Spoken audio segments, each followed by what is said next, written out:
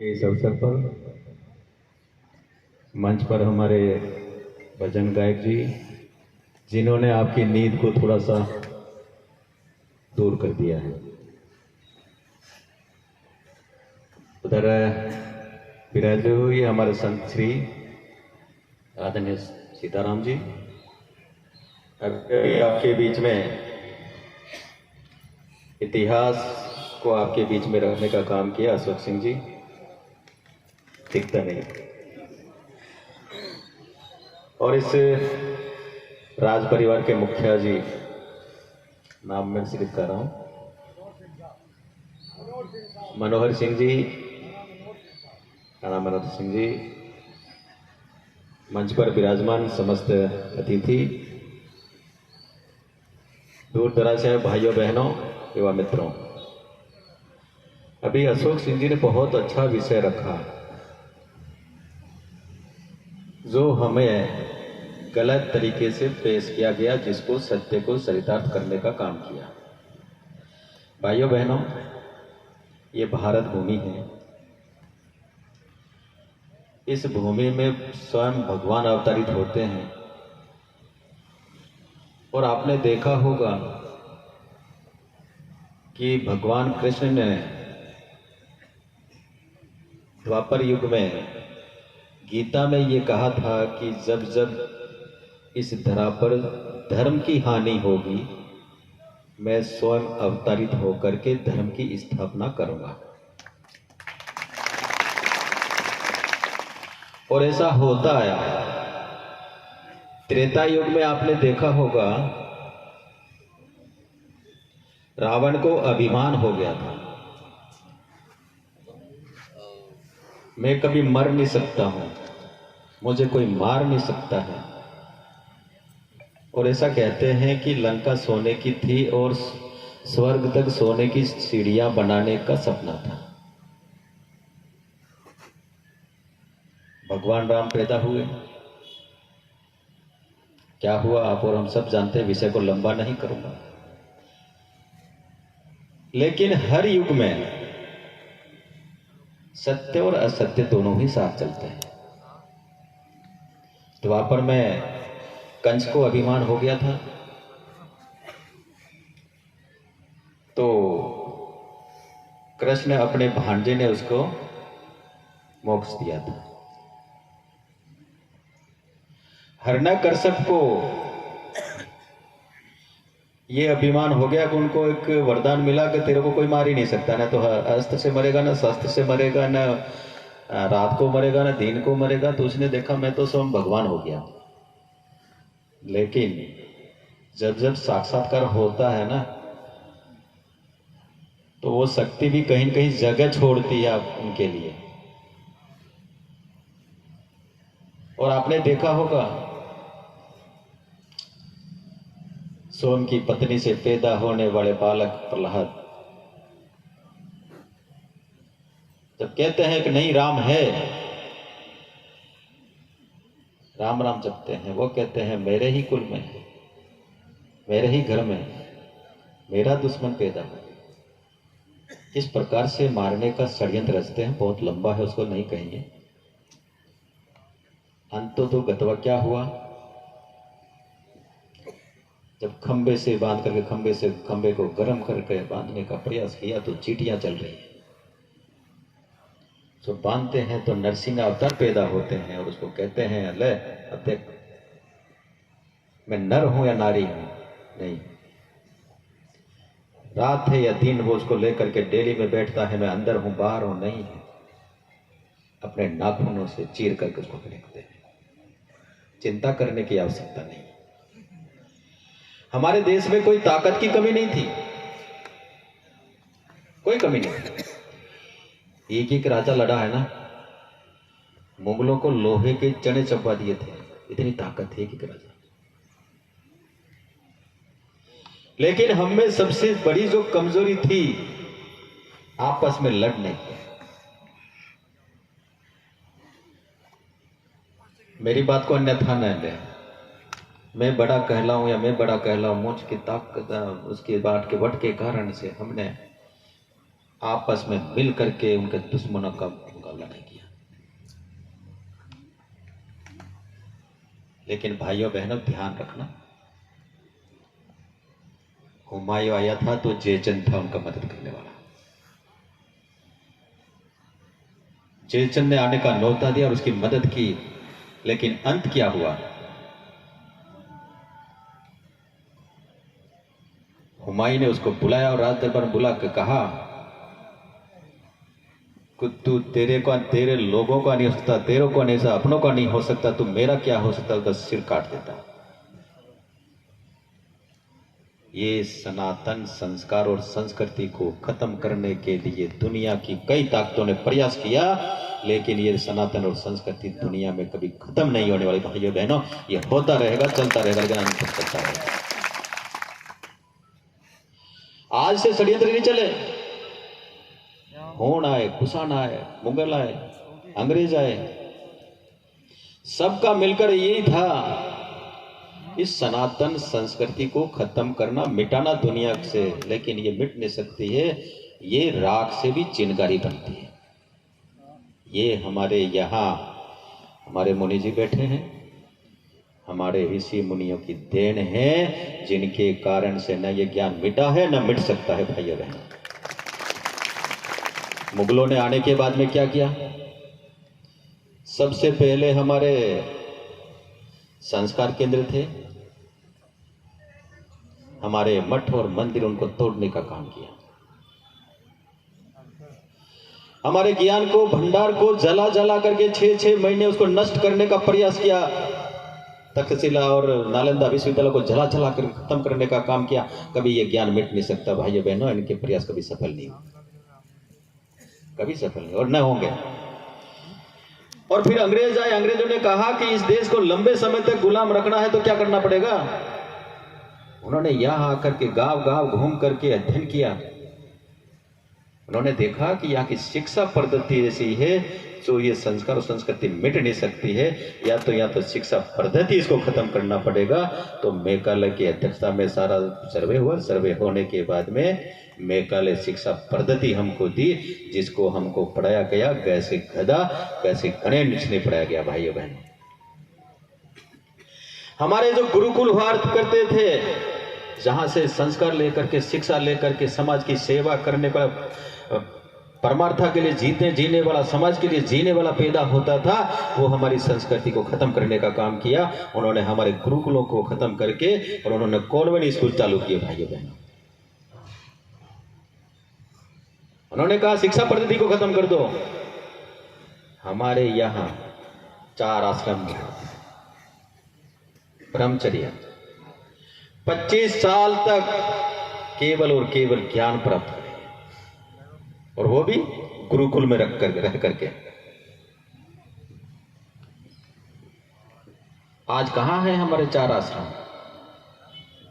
फिर गृहस्थ, फिर वानप्रस्थ और संन्यास, फिर वापस हम उसी पद्धति पे, सारा खत्म हो गया। 4 पुरुषार्थ है हमारे, धर्म अर्थ काम मोक्ष, कोई पालना करता है क्या? ये पाश्चात्य संस्कृति के आक्रमण के कारण हमारे रहन सहन पे, हमारे विचारों पर, हमारी संस्कृति पर सब प्रकार से आक्रमण हुए, जिसके कारण से समाज में हमको दिखता है। भाइयों बहनों, हमारे व्यवहार में दिखता है। अभी भाई जी ने कहा ना, हमारे दरवाजे पे क्या लिखा रहता है? पहले हमारे दरवाजे में लिखा रहता था अतिथि देवो भव। आने वाला अतिथि हमारे लिए देवता है।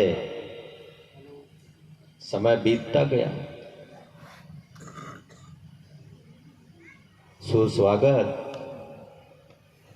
फिर चलता गया, वेलकम फिर आगे चलते हैं। आजकल हम शहरों में जाते हैं ना, बड़े घरानों के सामने जाते हैं तो वहां लिखा रहता है, क्या लिखा रहता है? मेरी बात को अन्यथा न लें, कुत्तों से सावधान। कौन रहता है वहां पर? जो माता पिता को सेवा नहीं कर सकते, खाना नहीं दे सकते हैं, कुत्तों को अच्छा बिस्कुट खिलाएंगे, कुत्तों को अच्छे साबुन में नहलाएंगे। यह हमारे पुराने पाश्चात्य संस्कृति के आक्रमण के कारण ये सारी चीजें आई भाई। ये प्रभाव किसका है? अतिथि देवो भव और कुत्तों से सावधान, यहां तक हम आ गए हैं। ये पाश्चात्य संस्कृति के आक्रमण के कारण हुआ, हमको रहना पड़ेगा। देश आजाद हुआ मुगलों के समय। मैं राणा पूजा की बात करके मैं मेरी बात को आगे बढ़ाऊंगा, थोड़ा ज़्यादा लंबा नहीं बोलूंगा, लेकिन ये बातें आज समाज के लोग हो इसलिए मुझे कहने की आवश्यकता पड़ रही है। हमारे सभी धर्मगुरु ने भी कही, हमारे अशोक सिंह जी ने भी कही थी, वो इतिहास के विषय में कहा था। महाराणा प्रताप एक वो महापुरुष था, हिंदुस्तान के शासकों में से एक महापुरुष था, जो मेवाड़ की धरती थी, जो कभी भी किसी की गुलाम नहीं रही। भाइयों बहनों, ये बोध धरा है। इस माटी को दुनिया के लोग हल्दी घाटी से माटी ले जा करके पूजते हैं, उसका तिलक लगाते हैं। भाइयों बहनों, उन पूर्वजों के कारण है। भाइयों बहनों, जब महाराणा प्रताप की सेना खत्म होने आई थी तो महाराणा प्रताप ने जंगलों में रहना स्वीकार किया, लेकिन उस अकबर की अधीनता स्वीकार करने का काम नहीं किया। घास की रोटी खाना स्वीकार किया, लेकिन उनकी अधीनता स्वीकार नहीं की। भाइयों बहनों, और इस देवली में आए थे। राणा पूजा को पता लगा कि महाराणा प्रताप संकट में है।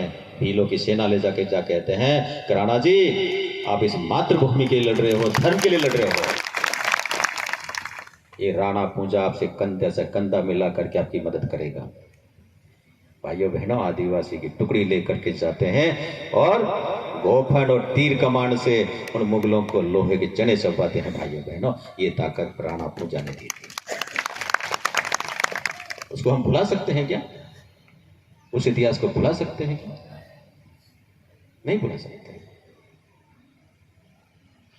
आज हमारा देश आजाद होने के बाद भाइयों बहनों, कोई दान में अंग्रेज देके नहीं गए। हमारे देश के क्रांतिकारी इस मातृभूमि के सपूत हंसते हंसते फांसी के फंदे पे लटक गए। उनकी बलिदान के कारण हमको आजादी मिली। भाइयों, वैसा त्याग के बाद बलिदान, हमको बड़े संघर्ष के बाद आजादी मिली। ऐसे दान में नहीं देके गए। उसकी कीमत नहीं चुका रहा, उसका महत्व नहीं समझ रहे। देश की आजादी की लड़ाई लड़ने के लिए पूरा देश था क्या? अगर पूरा देश आजादी की लड़ाई लड़ता तो सेकंडों में अंग्रेज छोड़ के भाग जाते। उन अंग्रेजों की मदद करने वाले लोग भारतीय ही थे। भाइयों बहनों, भारतीय ही थे। अंग्रेजों की नीति थी, मरेगा वो भी भारतीय मरेगा।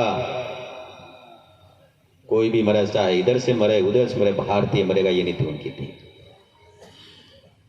और देश आजाद होने के बाद में उस समय के हमारे नेताओं की गलत नीतियों के कारण पाकिस्तान और भारत के दो टुकड़े हो। भाइयों बहनों, धर्म के आधार पर पाकिस्तान हुआ और भारत जो हमारा देश है धर्म निरपेक्ष राष्ट्र बना। हमको भी चाहिए था हिंदू राष्ट्र बन जाता। हमने धर्म निरपेक्षता अपनाई। हमारे लिए सब बराबर है, सबको साथ लेके चलेंगे, हम आगे बढ़ेंगे। हमसे अलग हुआ वो हमेशा हमको आंख बताता। भाइयों बहन, और उसके बाद में जो हमारा इतिहास आज पढ़ाया जाता है, हमारे इतिहास कर रहे होंगे, ये हमारी शिक्षा नीति पर लंबे समय तक वामपंथ का प्रभाव रहा। वामपंथ का प्रभाव रहा। उसके साथ साथ शिक्षा मंत्री दिल्ली में मुस्लिम रहे। भाइयों बहनों, वो आपके इतिहास को नहीं पढ़ा सकते। भाइयों बहनों, वो तो अकबर महान ही आपको पढ़ाएंगे, महाराणा प्रताप महान नहीं पढ़ाएंगे। हमारे इतिहास को खत्म कर दिया। असली इतिहास हमको पढ़ाया नहीं जाता है। अगर आपको गीता का पाठ पढ़ाएंगे तो सांप्रदायिक हो जाएगा। वेदों का श्लोक पढ़ाएंगे तो वो सांप्रदायिक हो जाएगा। और एक तरफ हमारे यहां कॉन्वेंट स्कूल क्या करते हैं आप और हम सब जानते हैं। हमारे यह मदरसा जो खुले हुए हैं क्या करते हैं, वहां पर आतंकवाद का पाठ पढ़ाया जाता है। भाइयों बहनों, हिंदुओं के खिलाफ जहर फैलाया जाता है। भाइयों बहनों, ये सिखाया जाता है, ये हमको समझ में। और इसी का कारण है आज हिंदुस्तान को फिर से तोड़ने के लिए दुनिया की सारी ताकतें लगी हुई है, चाहे किसी के रूप में हो।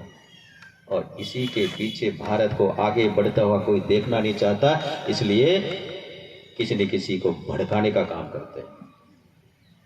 और इसी के पीछे आपने देखा होगा, मैं जिस समाज से आता हूं, आदिवासी समाज के कुछ लोग क्या बोलते हैं, आदिवासी हिंदू नहीं है। मैं आपसे पूछना चाहता हूं भाई, अपने आदिवासी भी होंगे, हम लोग कब से राम राम करते थे, हमारे पूर्वजों को भी पता नहीं है, उनके पूर्वज कब से आ रहे उनको भी पता नहीं होगा। और ऐसा कहते हैं कि भगवान राम पैदा होने से हजारों साल पहले वाल्मीकि जी ने रामायण लिखी थी, वो भी आदिवासी था भाइयों बहनों, वो भी आदिवासी था। और जब भगवान राम को सीता को लेने के लिए जब रावण लेके चला गया, उस लंका में जाना था, उस सेतु को बनाना था, उस सेतु को बनाने वाले के नल और नीर थे, वो भी आदिवासी अपने इंजीनियर थे भाइयों बहनों। ये इतिहास आदिवासियों का है भाइयों बहनों, ये कोई सामान्य इतिहास नहीं, इसको कोई पढ़ाया नहीं जाता। अभी हमारे अशोक जी ने कहा था, सबरी बाई भगवान राम का इंतजार करती रही, कब मेरे राम मेरे घर आएंगे, मेरे राम आएंगे। और लोगों से पूछती फिरती, राम आएंगे क्या, मेरे घर राम आएंगे क्या। और एक दिन भगवान राम वहां जाते हैं तो वो उनके लिए खुश होती है, खुशी के रह नहीं पाती, उछलती कूदती है और जाती है, बेर तोड़ के लाती है और लाकर कहती है कि भगवान राम को बेर खिला रही है, कोई खट्टा बेर नहीं चला जाए, इसलिए एक एक बेर चक चक करके भगवान राम को खिला रही है, अपने झूठे बेर भगवान खा रहे हैं भाइयों बहनों। ये संबंध भगवान राम और आदिवासी का है भाइयों बहनों, ये इतिहास है, इतिहास हमको नहीं पता, सही बात हमको नहीं बताई। और क्या बोलते हैं, भारत देश हमारा है, बाकी कहां से आए। अगर भारत देश तुम्हारा है तो बाकी कहां जाएंगे। चलो समझ, आप भारत देश तुम्हारा भी मान लिया, उसके बाद कहते हो कि हिंदू और आदिवासी भाई भाई, कौन सी एंगल से है भैया बताइए मुझे जरा। जिन्होंने हमारे बहन बेटियों के स्तन काटे होंगे,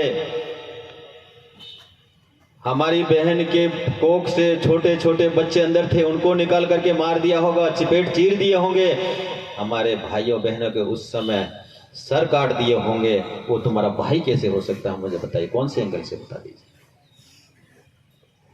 फिर कहते हैं कि आदिवासी बहन बेटियों की मुस्लिम से शादी करानी चाहिए।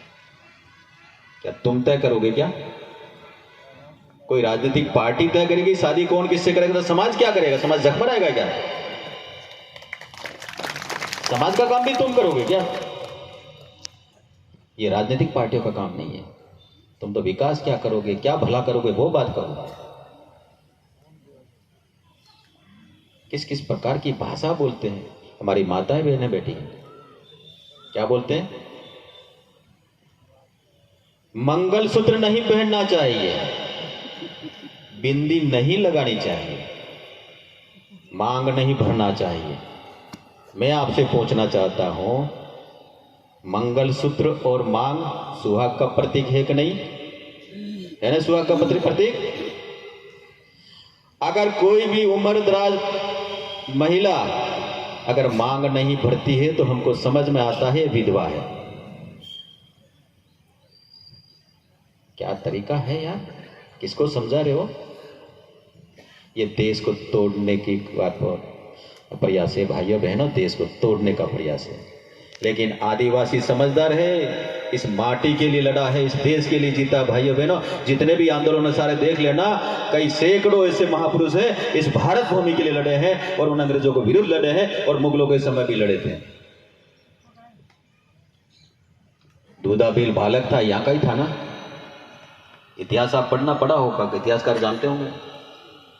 10-12 साल का बच्चा बालक है, महाराणा प्रताप इन पहाड़ियों में थे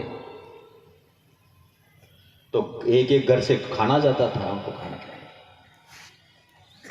एक महिला अकेला बच्चा, उसका भी बारी आई, उसने बड़े प्रेम से दूसरे के यहाँ अपना आटा नहीं, दूसरे घर से आटा मंगा करके रोटी बनाकर उस बच्चे को देख, ये रोटी लेके महाराणा प्रताप तक पहुंचानी है,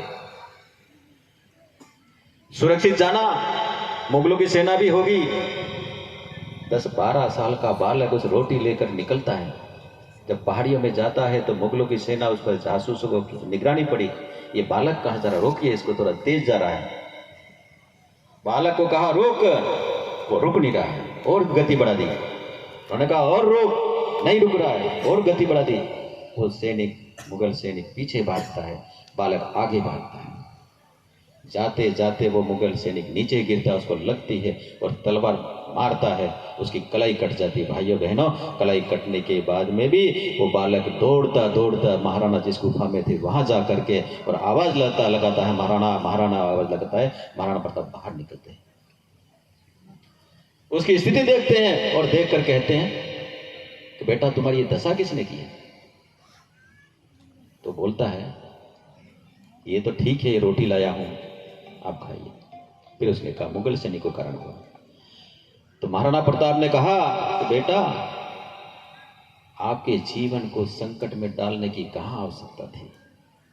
उन्होंने कहा महाराणा मैं तो अकेला हूं, आप तो पूरे परिवार के साथ इस मातृभूमि के लिए पूरा जीवन संकट, पूरा परिवार संकट में डाला है। भाइयों बहनों, ये शब्द वो बालक कहता है। ये इतिहास रहा। अब कितने भी कर ले, कान खोल करके सुन ले। अब आदिवासी समझ गया है, आदिवासी युवा भी समझ गया है, अब उनको नमस्कार करने लगा। मंदिर में जाते नहीं, लेकिन मस्जिद में जाकर के साष्टांग प्रणाम करते हैं। मंदिर में जाने में शर्म आती है। और अभी आपने देखा होगा वहां के सांसद महोदय जी को, कोटियाबा मंदिर जाने की कोशिश की, वहां का आदिवासी धोनीदार खड़ा हो गया, नहीं आ सकता है। कहा तू हिंदू नहीं है, इस मंदिर में तेरा प्रवेश वर्जित है, नहीं आने दिया भाइयों बहनों। और पुलिस की सुरक्षा में नीचे जाकर के पूजा करके गया। भाइयों बहनों, ये ताकत आदिवासी में है। आदिवासी कुछ समय भ्रमित हो सकता है, लेकिन आदिवासी भ्रमित नहीं हो सकता है। हमारे लिए देश पहले है, मेरी जाति बाद में है। हम देश के लिए जीने वाले हैं, जो हमारे पूर्वज ने जिया है, जो पूर्वजों ने हमारी विरासत दी है, उस विरासत को संजोए रखना हमारा काम है। भाइयों बहनों, हमारा काम है। आपकी महानता हमारे पूर्वजों की विरासत के कारण है भाइयों बहनों, और ये हमारी विरासत को भटका करके, भुला करके, हमको अलग करके, हमको खत्म करना चाहते हैं। और किसी भी समाज, कोई भी समाज होगा जिसने अपने संस्कार छोड़े, अपनी संस्कृति छोड़ी, अपने पूर्वजों की विरासत छोड़ी, उसका पतन हो जाएगा भैया। पतन होते देखा है भाइयों बहनों, अब नहीं होने देंगे, किसी कीमत पर नहीं होने देंगे। भाइयों बहनों, माताएं बहनें बेटी, अभी हमारे जोहर का जिक्र किया था अशोक जी ने। हाड़ी रानी का इतिहास भी रहा।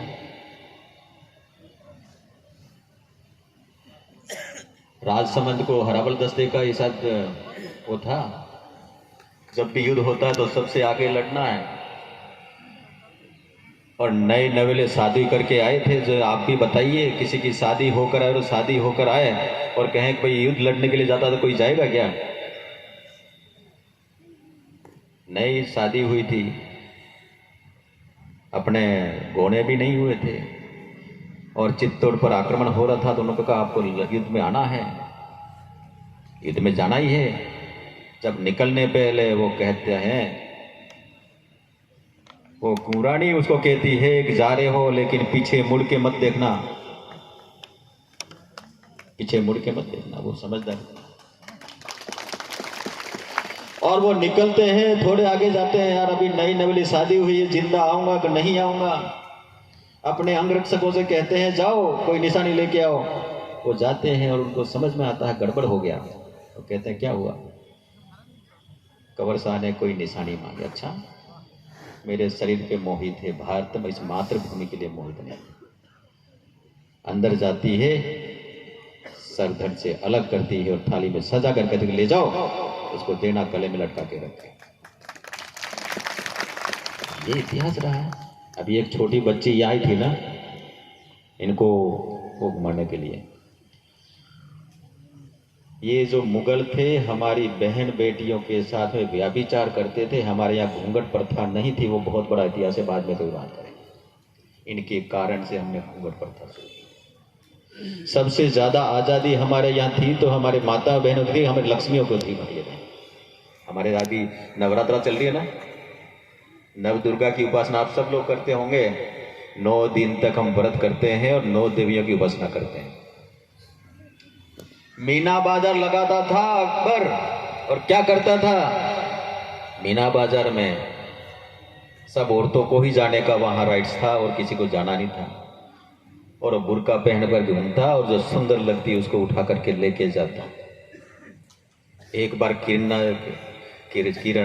से पाला पड़ा, जवान थी, उसने कहा अच्छा, अपनी कटार निकलती और नाक पकड़ करके नीचे पटकती है और कहती है कि अब बच नहीं सकता, माफी मांगता है। ये हमारी छतरानियों में रही है, हमारी ताकत है। भाइयों बहनों, ताकत से खड़े हो जाइए। ये आएंगे सब प्रकार के लोग, देश के लिए लड़ने वाले, देश के लिए अच्छा काम करने वाले। बहुत सारे लोग नहीं होते हैं, बहुत कुछ लोग रहते हैं जिसके कारण से इतिहास लिखे जाते हैं। भाइयों बहनों, आप ये चिंता मत करने कि मैं अकेला हूं, और ऊपर भी कोई न कोई ताकत है, कोई न कोई शक्ति है जो सत्य पे चलता है, उसकी मदद करते हैं। भाइयों बहनों, मदद करते, आप चिंता करने की आवश्यकता नहीं। आप लड़ते रहिए, काम करते रहिए। हमको अभी हम लोकतंत्र में जी रहे हैं, और लोकतंत्र में जीने हैं तो लोकतांत्रिक तरीके से हमें हर समय हमारे अधिकारों के लिए हमारी बात को सरकारों तक पहुंचाना चाहिए। मैं थोड़ी सी बात आगे बढ़ा के मेरी बात को खत्म करूंगा। आजकल राजनीति जाति आधार पर हो गई है।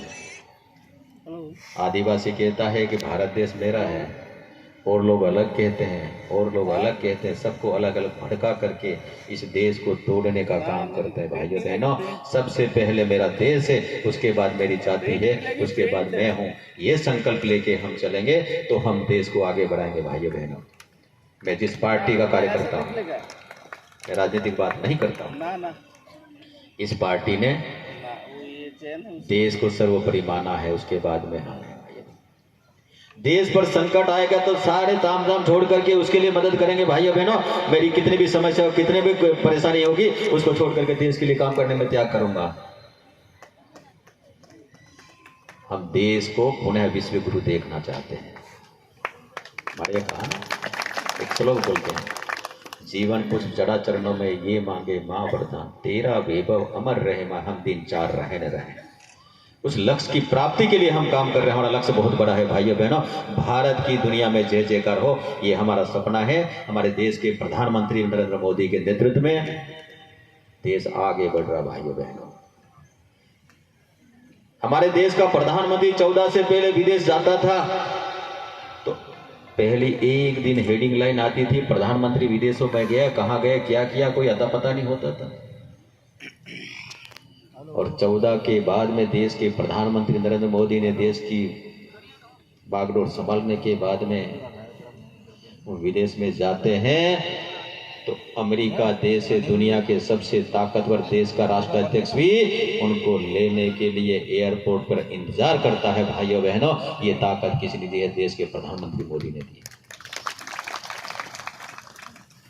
मोदी जी दुनिया में जाते हैं तो भारत के जय जयकार होते हैं, मोदी के जयकार होते हैं। मोदी के तो नहीं होते, लेकिन भारत माता के जयकार तो हमें खुशी का अनुभव होता है। हमारा सीना गर्व से ऊंचा उठ जाता है। भाइयों बहनों, ये ताकत किसने तो नहीं दिया। यूक्रेन और रूस का युद्ध हो रहा है, आपने देखा होगा। 25,000 से भी ज्यादा बच्चे हमारे यहाँ वहाँ पढ़ाई करते थे। जब युद्ध शुरू हुआ था तब उनके परिवारजनों को संकट आ गया, उनके दुखी हो गए, परेशान होकर के देश के प्रधानमंत्री को सूचना पहुंचाई, प्रधानमंत्री जी कैसे भी करके हमारे बच्चों को सुरक्षित बचा लो। उन्होंने कहा चिंता मत करो। देश के प्रधानमंत्री ने रूस से बात की, यूक्रेन से बात की, हमारे बच्चे हैं, सुरक्षित आने चाहिए, सुरक्षित रहना चाहिए। आप और सब जानते, मैं नई बात नहीं कहता। और जब उनको लाने की बात आई तो उन्होंने कहा कि हमको क्या पता ये भारतीय हैं। तो वहां पर तिरंगा पहचान बनी भाइयों बहनों, कपड़े फाड़ फाड़ करके तिरंगा बना करके दुनिया के लोग भी उस तिरंगे के सहारे से निकलने लगे। तो सेना ने जगह दी करके अपने स्थान तक, इस गंतव्य सुरक्षित स्थान तक जाने की जगह दी भाइयों बहनों। ये ताकत है इसके प्रधानमंत्री।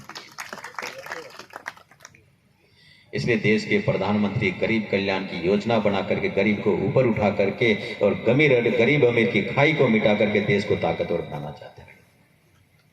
अब रहा सवाल विकास का, कहूं तो मेरे तो खत्म करूं, मेरी लंबी हो जाएगी। अब आपके आशीर्वाद से मैं मंत्री हूं, आपने मुझे 4 बार जिताया, 6 बार मुझे आपने वोट दिया, आपका कर्जा है।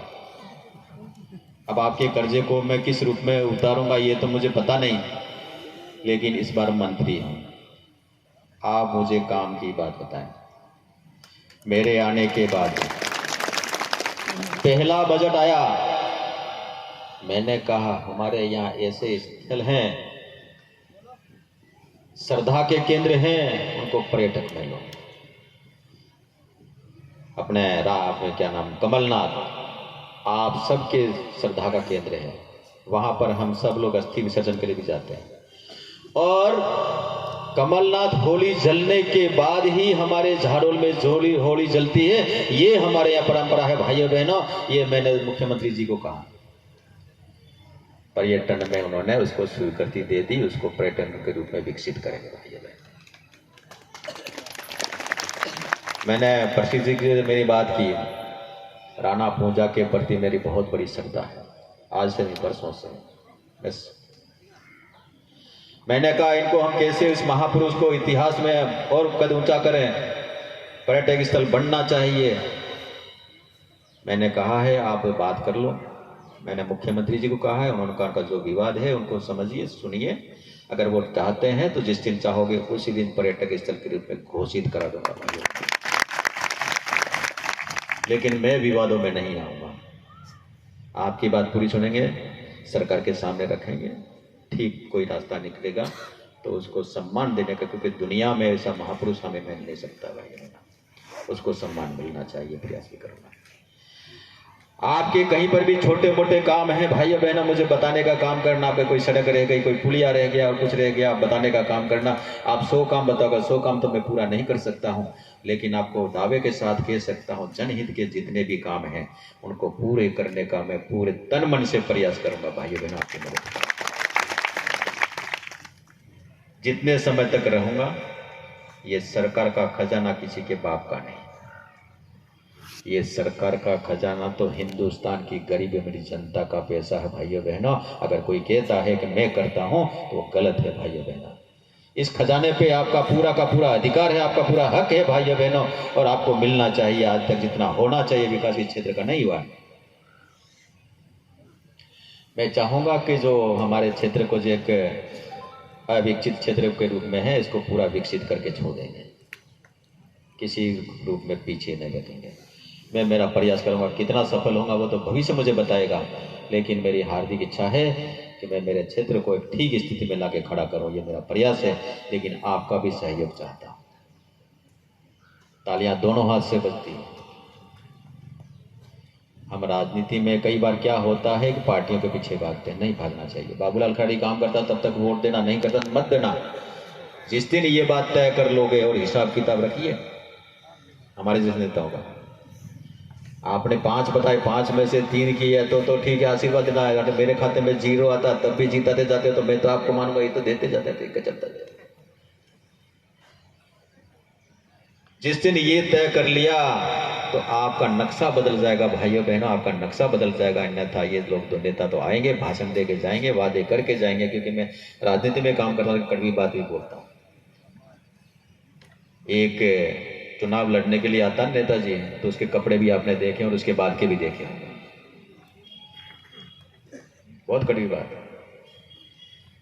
उसका रहन सहन बदल जाता भाइयों बहन एक बार जीतने के बाद में, क्योंकि ये भ्रष्टाचार का जाल ऐसा हो गया है कि अगर कुछ कमाना है, कुछ करना है तो हमको राजनीति में जाना है, और कोई धंधा नहीं, यही दुकान ठीक है जिसमें हम कमा सकते हैं। इसको बंद कोई कर सकता है, इस देश की मालिक जनता जनार्दन कर सकती है। भाइयों बहनों, आपको ये तय करना पड़ेगा। और जिस दिन ये तय कर दिया, ईमानदारी से अपने ईमानदार व्यक्ति को भेजने का काम कर दिया, वो आपका भला ही करेगा, कभी बुरा नहीं सोचेगा। भाइयों बहनों, और अगर इसे नारों वाले आदमी और भाषणों में आपको लुभाने वाले लोग आ जाएंगे, वादों में आपको चक्कर खिलाने वाले लोग आ जाएंगे, तो आपका भला भी नहीं कर सकते हैं ना। आप उसका तो भला हो ही जाएगा, लेकिन आपका तो भला नहीं कर सकता है। इसलिए मुझे यहाँ पर बुलाया, क्योंकि मुझे आज तो जयपुर जाना था, लेकिन आपका प्यार था, वो मेरी मीटिंग कैंसिल हुई। आपका प्यार मुझे यहाँ बुला के लाया। मैं तो सुबह आ गया था, मैं आया था, यहाँ कोई था नहीं, तो मैंने कहा भाई मैं आज आपके लिए हूँ अभी तो मैं रुक गया थोड़ी देर। आप आया तो आप इतने लोगों के सबके मुझे दर्शन हुए और स्वामी जी के मुझे आशीर्वाद भी मिला। आप सब लोगों ने बुला करके स्वागत और सम्मान किया, इसके लिए तो मैं आपका आभारी हूँ। जय भारत, धन्यवाद।